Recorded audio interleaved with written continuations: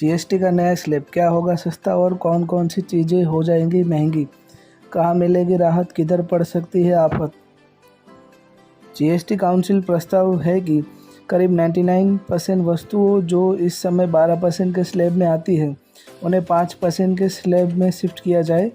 इसके अलावा लगभग 90% सामान जो फिलहाल 28% के जीएसटी स्लैब में शामिल है उन्हें 18% स्लैब में लाने पर विचार होगा।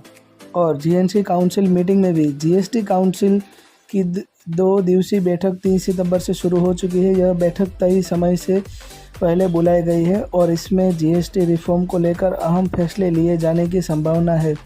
अभी जीएसटी की व्यवस्था में 4 स्लैब मौजूद है, लेकिन काउंसिल इस ढांचे को सरल बनाने पर विचार कर रही है।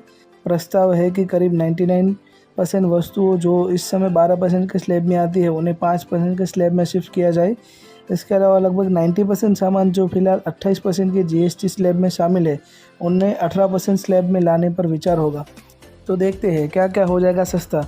अगर जीएसटी काउंसिल की बैठक में 12% और 28% वाले स्लैब हटा देती है और उन सामानों को 5% और 18% के स्लैब में लाया जाता है तो फिर इन सामानों की कीमतों में कमी आ सकती है। 12 से 5% स्लैब में आने वाले सामान प्रोसेस्ड फूड जैसे पैकेट मिठाइयाँ, नमकीन, टोमेटो सॉस, पापड़ आदि, रेडीमेड गारमेंट और फुटवेयर जैसे कि घरेलू उपयोग की वस्तुएं, इसमें आता है आपका वॉशिंग पाउडर, ब्रश, पंखा आदि। इसके अलावा फर्नीचर, प्लास्टिक प्रोडक्ट और इलेक्ट्रिक एसेसरीज 28% से 18% स्लैब में आने वाले सामान, घरेलू इलेक्ट्रॉनिक जैसे TV, fridge, AC, washing machine और इसमें देख रहे तो 2 व्हीलर और कारें भी है। Cosmetic product, perfume, paints, cement और कंस्ट्रक्शन मटेरियल।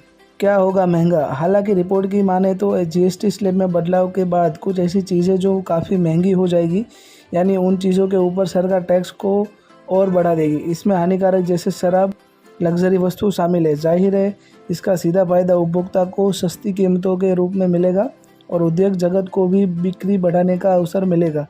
घरेलू उपयोगों को बढ़ावा देने की दिशा में यह एक बड़ा कदम माना जा रहा है। अगर घरेलू स्तर पर उपभोग का बढ़ावा दिया जाएगा तो मैन्युफैक्चरिंग से लेकर रोजगार तक इसका सीधा असर देखने को मिल सकता है। यही वजह है कि अमेरिका भी ट्रेड टैरिफ टेंशन के बीच अपने उद्योगों को बचाने के लिए इस तरफ के कदम उठा रहा है।